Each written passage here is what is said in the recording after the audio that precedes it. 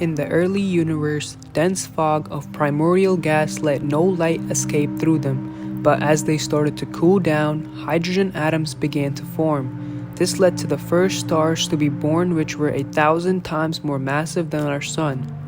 Some of these photons from these early universe stars have traveled undisturbed through space for 13.5 billion years, and they will land on the man-made detectors of the James Webb Space Telescope, ending their long journey through space. The James Webb Telescope cost a whopping $10 billion. This project has been taking up 1/4 of NASA's entire astronomy budget for years. And all of this was put to the test on December 25th aboard the Ariane 5 rocket, which is a European heavy-lift launch vehicle from the European spaceport in Kourou, French Guiana. Everyone looked on in excitement as the $10 billion telescope started its 1-month journey to Lagrange Point 2, which is 1 million miles away, and that is about 4 times the distance between the Moon and Earth.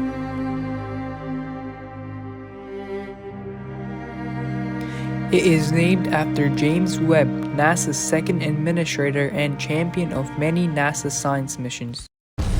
This is a science mission on par with Apollo missions, Space Shuttle, International Space Station, and Hubble missions. For nearly 2 decades, thousands of people around the world, many spending their entire careers, built the James Webb Space Telescope. And it all comes down to this.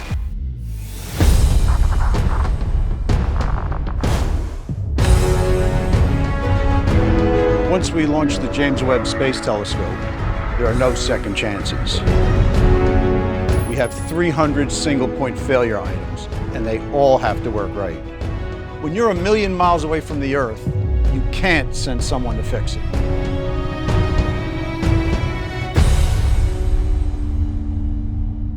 We've never put a telescope this large in space. We want to see distant parts of the universe humans have never seen before. Looking back in time almost 14 billion years to see the first galaxies that formed after the Big Bang. And we want to search for the building blocks of life in the atmospheres of planets orbiting distant stars. To unfold the history of the universe, we must first unfold this telescope. This is the largest primary mirror, the largest sun shield, and the most powerful space telescope ever built. And yet, this large telescope needs to fit inside a 5.4 meter diameter rocket fairing. That's the largest fairing size available on any rocket, and it's the fairing size on our ride to space.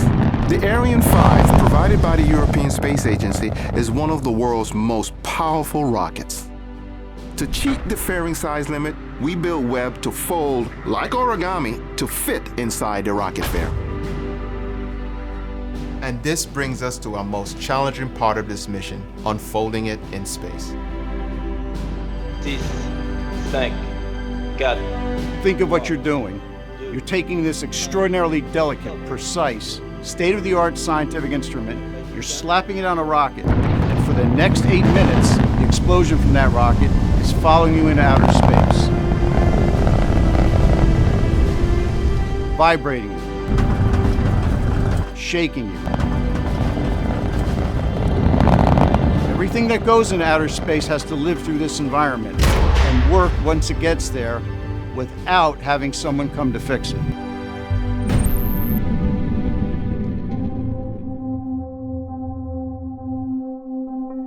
Two weeks. That's how long it will take to fully deploy the Webb telescope. We can take longer if we need to, but those 2 weeks after launch are going to be nail-biters.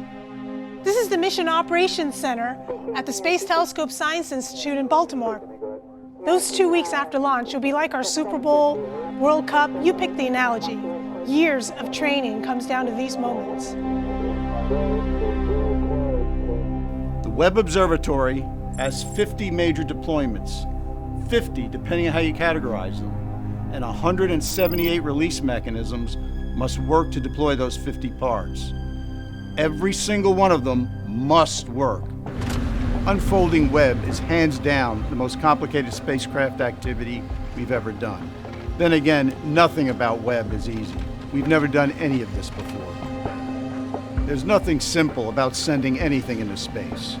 You can't do it without taking risks. This mission is squarely in new spacecraft territory. Webb is the perfect example of science desire driving engineering capability to new frontiers. Webb's unique design was born from reasoned engineering to accomplish its science goals.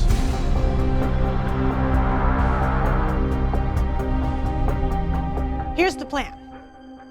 Shortly after launch, we unfold Webb's solar panel for power and our Huygens antenna for communication. About 12 hours later, we have an important engine firing that sends Webb on the proper course towards its orbital destination, about 1 million miles away. That's where Webb will do its science.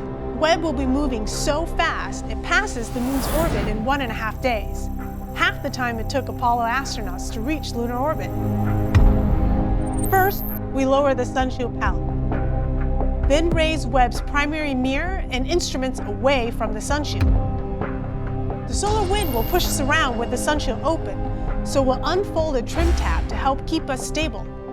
We got these huge, iconic, golden segmented mirrors that will help us deliver amazing new images from the cosmos. But in some ways, the sunshield is a lot more complicated, and it's just as essential. Without it, nothing works. Here we've got 5 sunshield layers, of approximately 8,900 square feet, almost the size of 3 tennis courts, a very thin Kapton material, about 1 to 2 thousandths of an inch thick. Making them go where you want them to go in 0G is extremely challenging. The sunshield shades the telescope from the heat of the sun, earth, and moon. The concept is simple, but there is nothing simple about the design or operation, especially when you get to space. Webb's sunshield assembly includes 140 release mechanisms, approximately 70 hinge assemblies, 8 deployment motors, bearings, springs, gears, about 400 pulleys, and 90 cables totaling 1,312 feet. All this just to keep the sunshield under control as it unfolds. First, we release these special restraints that protect the sunshield during launch. They roll out of the way, but not all the way until we are ready to deploy a side. Next, we release a set of covers over the core region. Now comes the critical point. All 107 sunshield release mechanisms need to fire on cue. 107. They free the 5 sunshield layers, allowing them to extend as the mid-booms deploy.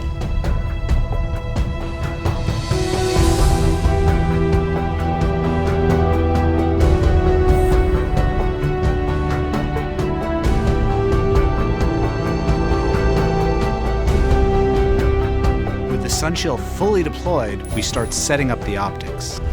First, the secondary mirror is extended and locked into place, and a special radiator behind Webb is extended, which helps further lower the temperature of the science instruments. Finally, we open the primary mirror's wings and lock them in place. With that done, Webb is in its final configuration, but we're not done yet.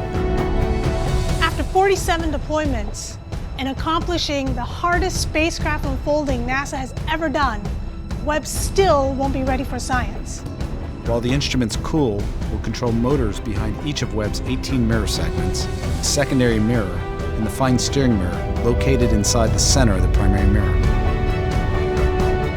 We'll precisely align the mirror segments to form a perfect mirror. Then, Webb will be ready to explore the cosmos.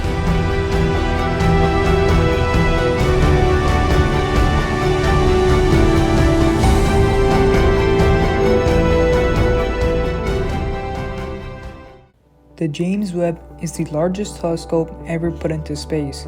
It is 6 times bigger than Hubble and has more light collecting power, over 44 times greater than the previous infrared telescope, Spitzer. Once fully deployed, the telescope will begin its calibration phase, with each mirror adjusting itself until each of the 18 segments have aligned correctly with the secondary mirror, a 0.74 meter convex mirror, which itself has 6 motors to adjust its position. These motors and control systems are so precise that the mirrors can adjust their position in steps on the scale of wavelengths of light, creeping closer to alignment by increments 1/10,000th the size of a human hair.